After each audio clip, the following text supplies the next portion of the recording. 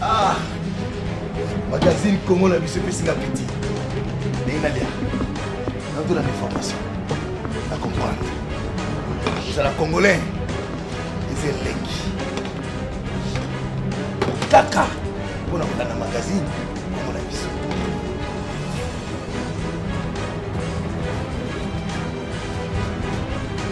Ah! Ah, voilà mon sous. La paire de boules.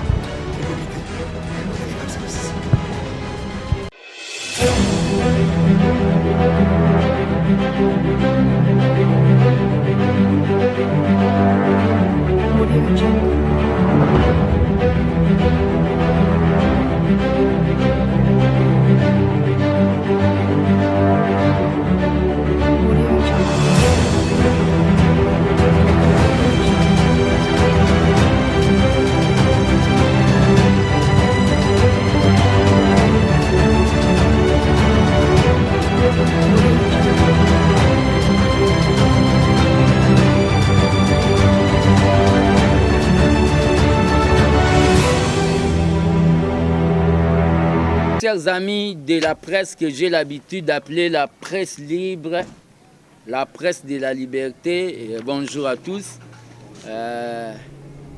Les gardiens du temple de la démocratie que je suis, Tshisekedi du Nouveau Testament, Seigneur de la Rie, prophète politique et l'élève du Sphinx.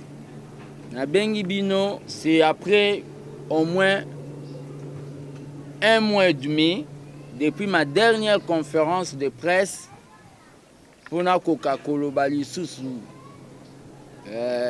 Comme j'ai souvent l'habitude de le dire, le modèle c'est le docteur Etienne Tshisekedi.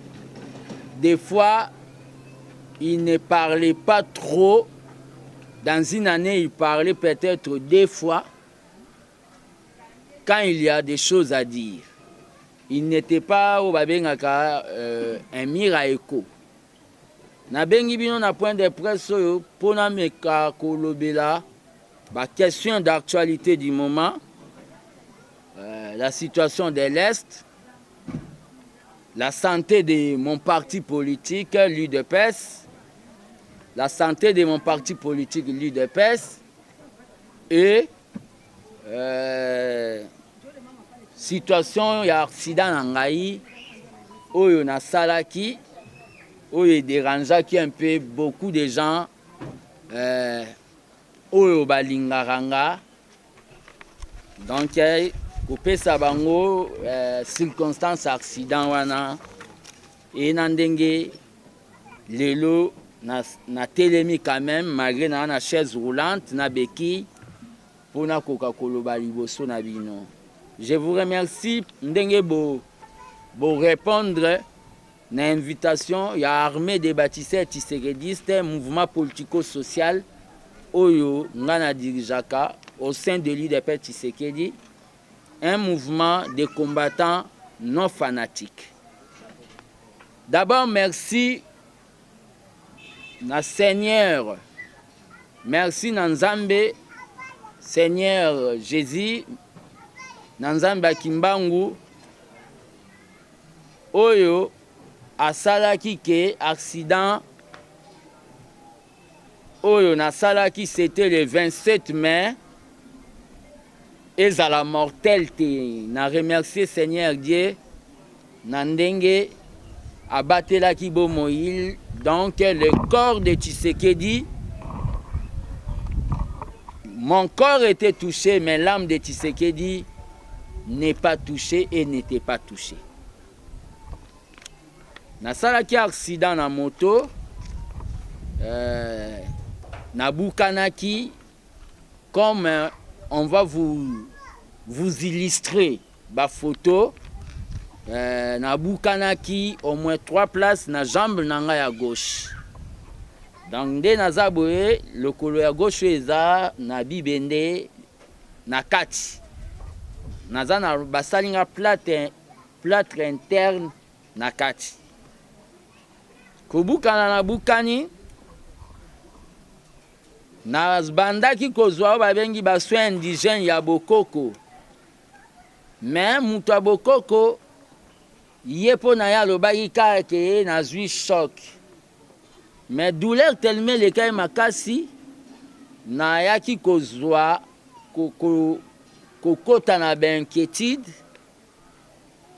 il s'est fait que l'air na publié nanu photo nde nazozwa basoin ya bokoko bato bamonaki mais à ma grande surprise monsieur Henri Magie ya PPRD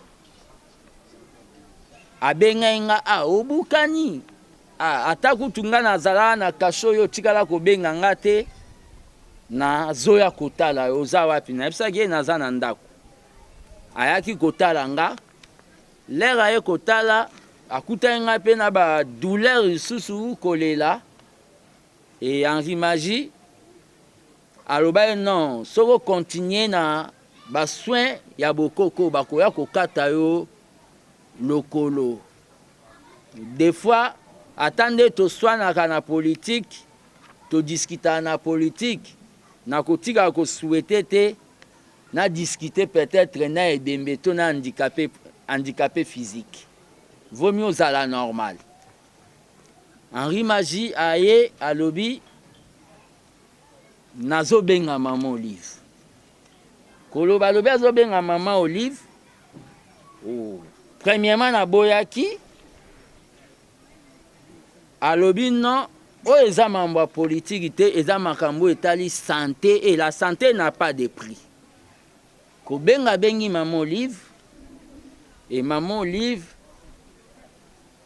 alobi est-ce akolinga koya Henri Magie alobi nazosola na ye mpona convaincre ne et ma famille biologique balevaki équivoque babi kende nzambe aobatela yo naye kokende na yo babengi initiative centre hospitalier initiative plus ya mama Olive kokende na kei bazwi soin na ngai baye kokonstate ke nabukani 3 places donc nabukanaki 3 places bokomona bafoto bakoillustre et bainterne ngai kointerne bainterne ngai baye kosala nga opération de 13h à 20h opération basali ngai nazalaki internet ti baye koautorize nga c'était le jeudi oyo 23 nabima et tellement que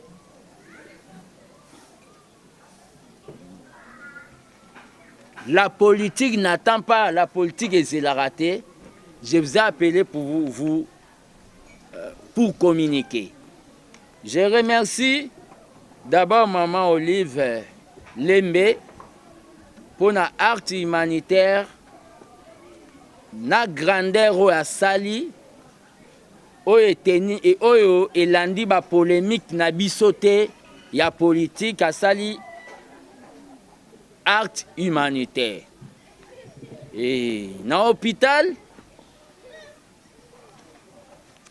j'étais là toujours dans l'esprit n'a eu de peste, j'étais sécurisé parce que j'étais sécurisé na bajan à l'hôpital. Donc je remercie maman Olive na ndenge à assister.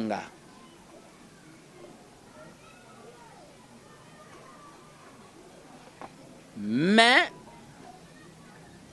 vaut mieux tard que jamais, mon parti politique, l'IDPS, Batumisusu Balobaki, par rapport à Nandenge, Nazwara, ba position nanga, a soga kokufa, akufa.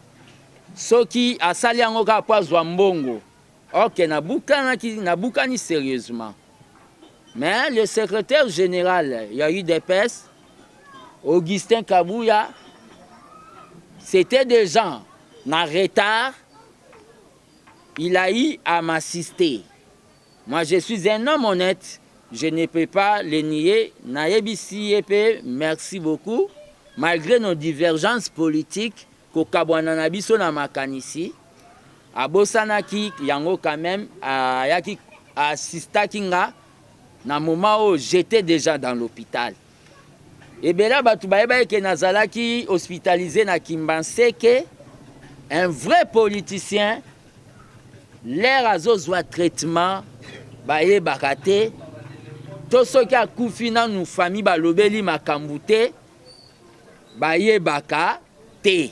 Bayaka koloba si tout est ok. Donc, bato baye baki, je ne pouvais pas dire aux gens que j'étais dans l'hôpital, tel, naissance. J'étais dans l'hôpital, il y a maman Olive Lembe Kabila, initiative plus. N'a remercié. La santé n'a pas de prix. Si j'étais devenu handicapé, et l'ingake comme l'anga passe à continuer le combat. Donc, ce sont les faibles d'esprit. Ndeba kotikala jamais ko comprendre. Mais bateau bazan intelligence ba comprendre que n'allait na choité parce que na situation na ndenge nazana musalate na situation ya famille nanga modeste. Moi, je n'ai pas honte de le dire. Je suis de famille pauvre. Yangonde na kota na combat.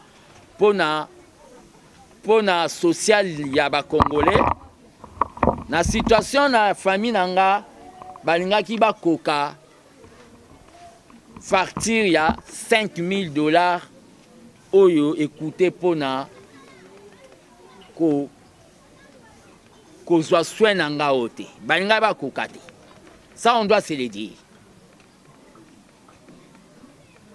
Donc moi, je suis un homme de vérité. Là-dessus, il n'y a pas question de trahison. C'est ma santé, mon corps. Je n'avais pas l'assistance. Je suis allé, les gens peuvent aller dans le passé de l'armée des bâtisseurs tshisekidistes, na ba messe patriotique, na banda kosala. Un jour, na lobaki, na ba matinée politique, il y a ABT, Armée des bâtisseurs tshisekidistes. Comme on a eu le pouvoir, nous devons créer tout ça, la eloko moko babengi, polyclinique ou centre hospitalier de 13 parlementaires. Centre hospitalier de 13 parlementaires.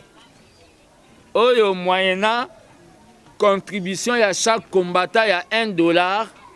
Moukola rozwa problème ya santé a aucun besoin soin batubu o balanda kanga bayebi na loba kango mais eza eloko yo et salamate yangonde des fois quand les combattants sont malades des fois ba misusu batikala na handicap ba misusu pe bakufa na ba maladie nango cause ya manque ya organisation. Donc aux autorités qui ont la gestion quotidienne des l'IDPS, il penser qu'il y a la entité sanitaire pour les combattants. Oyo, na cas accident, ya cas maladie, bakoki, nous sommes des socialistes. Revenons maintenant à la politique du moment. Nagobandana nous na politique qui est la situation de l'Est. D'abord, nous avons félicité les Congolais de toutes tendances confondues, c'est-à-dire les mouvements citoyens, la Mouka, Nouvel Élan, Ensemble pour la République, l'Union pour la démocratie et le progrès social, l'UDPS, les Congolais oh, lakisaki vraiment âme patriotique, amour patriotique, l'unité pour un Congo uni, na makambu oyo ya agression, ya évasion, ya République du Congo par ce qu'on peut appeler les Rwandais. Nos ennemis, les Rwandais. Na félicité ba Congo, les nyonso du nord, du sud, de l'est et de l'ouest. Na eloko wana pe na epsi bango bazala toujours vigilant, ba baisser brater parce que nous sommes déjà dans un état de guerre. Nous sommes dans un état de guerre. Et nous sommes dans un état de guerre.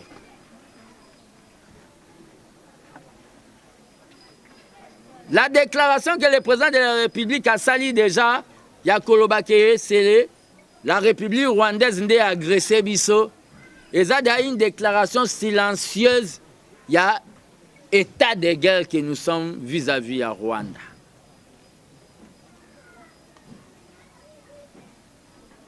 Mais tant que gardien du temple de la démocratie,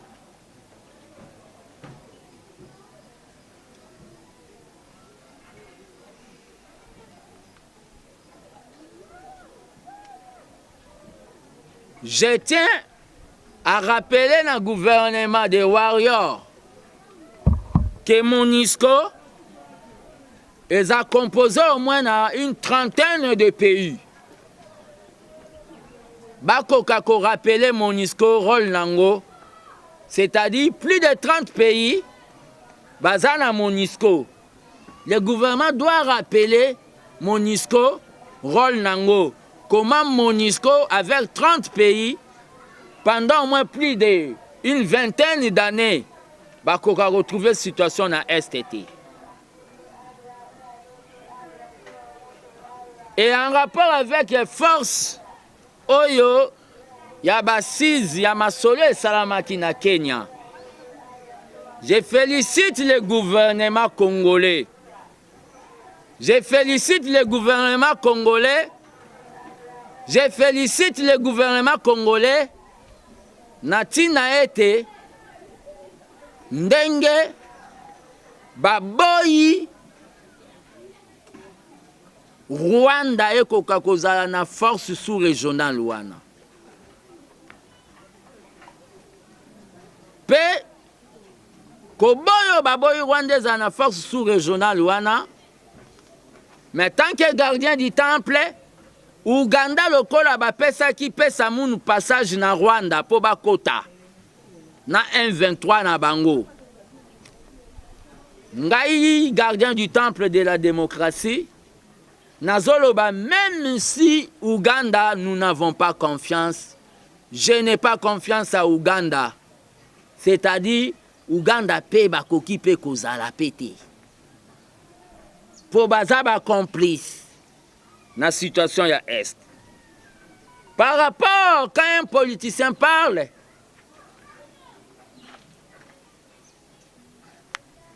il doit donner aussi des solutions. Par rapport à la situation à l'Est, il y a une solution parmi les solutions au Nanazomoneza. Le gouvernement de la République démocratique du Congo doit identifier, parce que cette guerre est la guerre yaba minéré nabiso. Le Congo, c'est la plus belle femme dont tous les hommes se bagarrent pour bazoyer. Mais Rwanda, na Burundi, na Ouganda, comme que se bagarrer na ndenge ya mabe. Nakotangisa makila ya ba Congolais.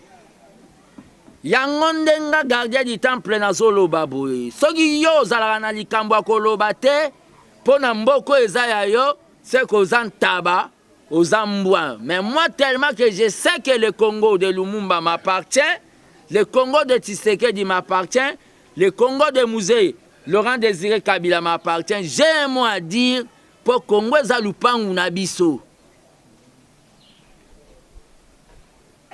Le gouvernement doit identifier les preneurs, c'est-à-dire les preneurs, les sociétés multi-internationales, oyo, bazwaka, balukaka, ba minéraux, nabiso, ba phosphate, ba coltan, oyo, basala ba téléphone.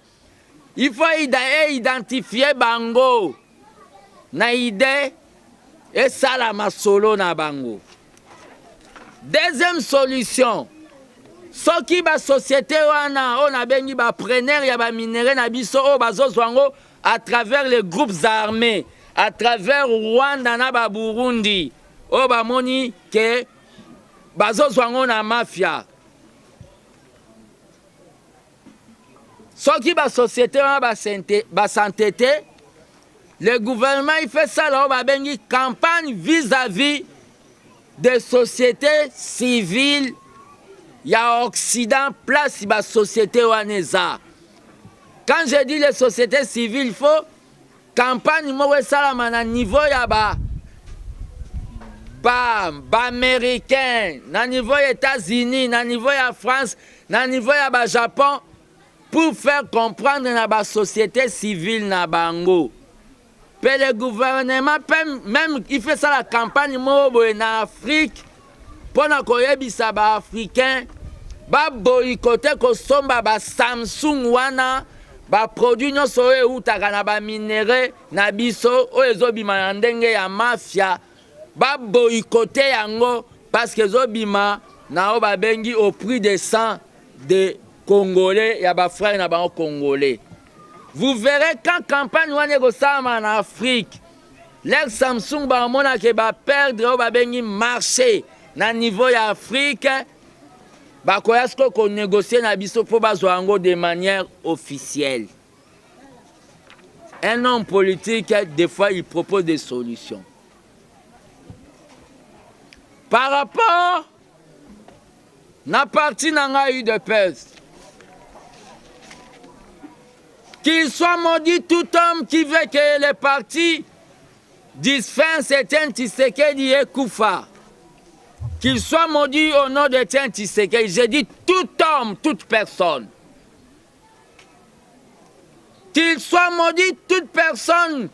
Oyo travailler pour aboma les partis oyo makila ya ba jeunesse o biso ba fils mko topé sa jeunesse na biso. Qu'il soit maudit toute personne là au nom de Tshisekedi le père. Sans pour aller dans 1000 chemins. Je tiens à rappeler à l'opinion nationale et internationale que l'armée des bâtisseurs tshisekidistes condamne et ont condamné comportement ya kotaxe mutu aza rwandais po aza na elongi. Nga moko naza na exemple, grand frère na nga moko aza na États-Unis. Il a été tabassé sérieusement comme on est aza pasteur Richard Mbaya. Il a été tabassé sérieusement pour na elongine alaki neti ya ba rwandais, mais c'est un mouluba un moukwa kalonji. Nations Unies et voyagista et kenda Canada. Il y a d'autres personnes que tu peux tuer, mais c'est ton frère congolais. Tolinga to perdre raison vis-à-vis ya Rwanda parce que Rwanda est la république mo elinga ko se victimiser ba sali biso mabe ba sala biso génocide. Tolinga ko perdre raison te na barson que landa Rwanda bomaye opération Toyebi Rwanda contre Banyamulenge. Non. Deuxième éloko nazolo battant qui est gardien du temple. Mon parti l'IDP c'est un parti non violent. Nous n'utilisons jamais ni machette, armes blanches, ni les armes. Nous sommes un parti non violent. Oyezala Kanaba milice. L'IDPS n'a pas de milice. Batu nyonso bakomi komonte ba milice.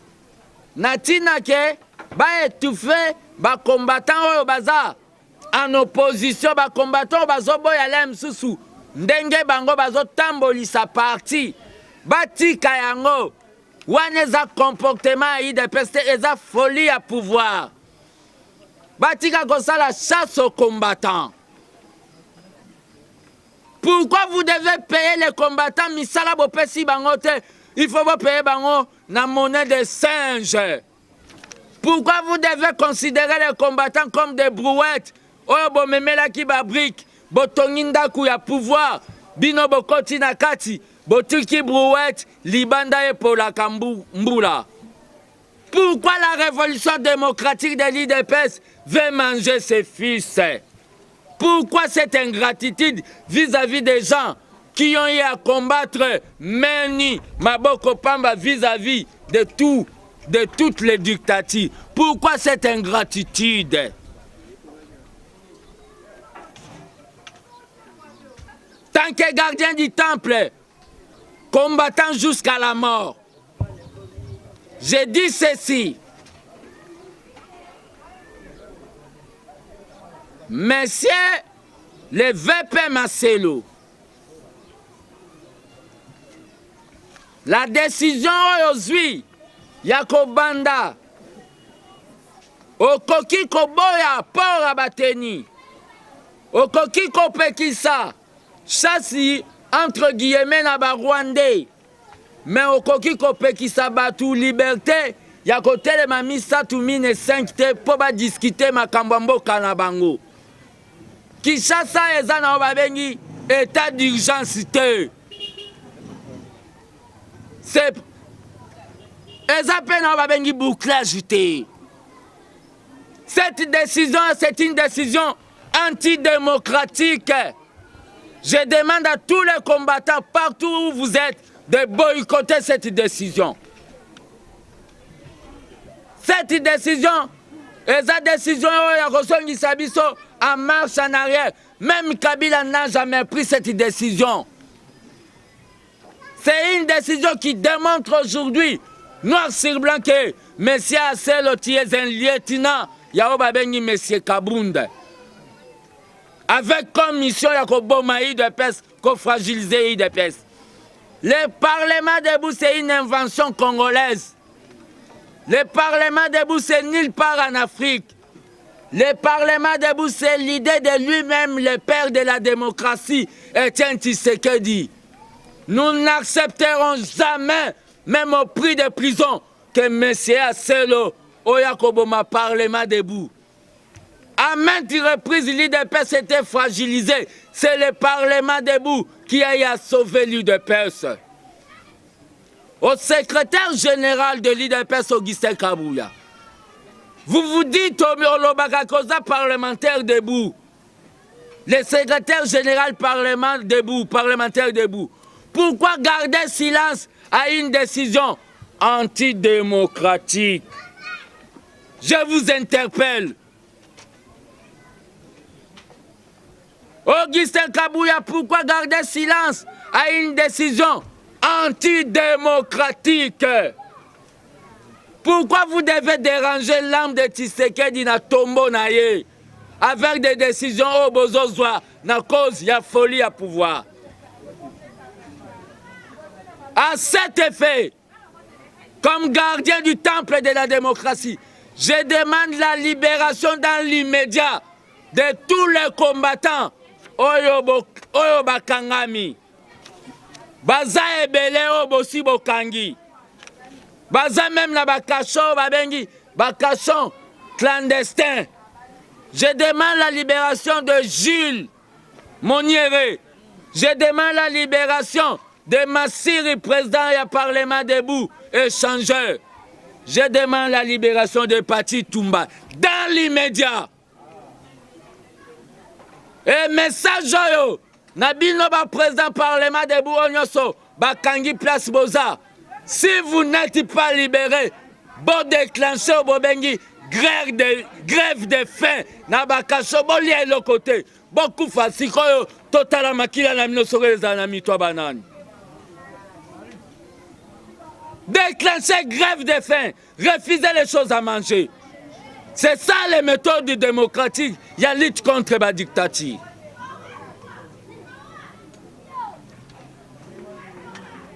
Vous n'avez pas donné le boulot aux parlementaires debout. Seulement des prisons que vous voulez donner aux parlementaires debout. Bisotoza Punda Nabino. Dites-moi combien de parlementaires debout ont travaillé, même dans le cabinet et le ministère. Vous avez importé Bobengi Bandego Nabino dans le cargo, Bayeko Misala. Attention, 2023 c'est bientôt. 2023 c'est bientôt.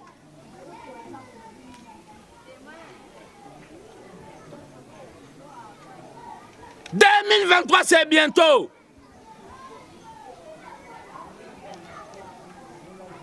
Vous êtes devenus des nouveaux riches. Asselo, toi tu y as eu à nous abandonner, tu étais parti vers Moubake. Tu es revenu à peine. Et Kabunda fait des manœuvres pour te nommer. Et je suis en train de dénoncer à l'opinion nationale et internationale. Asselo comme Ndengo Zawana. Na tiwar noza déjà na statut, na règlement d'ordre, il y a parti na yo, ozo compté qu'on lance en 2023. Nous avons toutes les informations.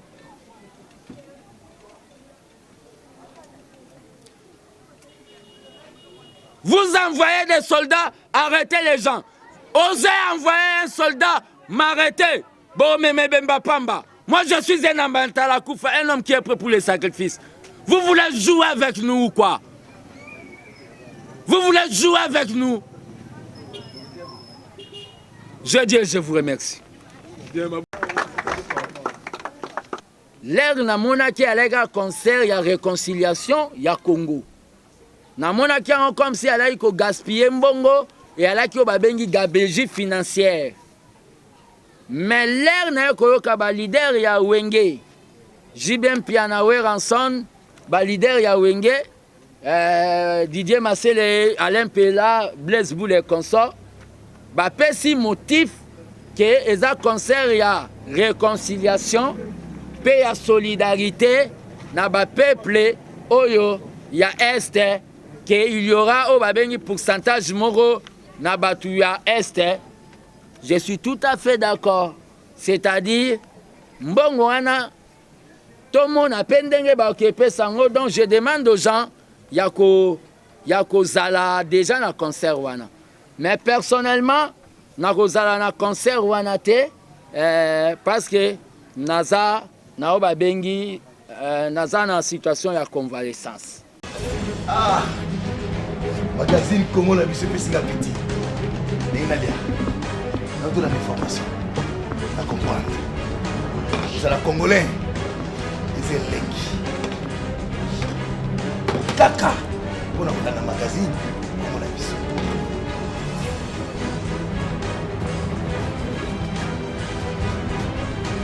Oh!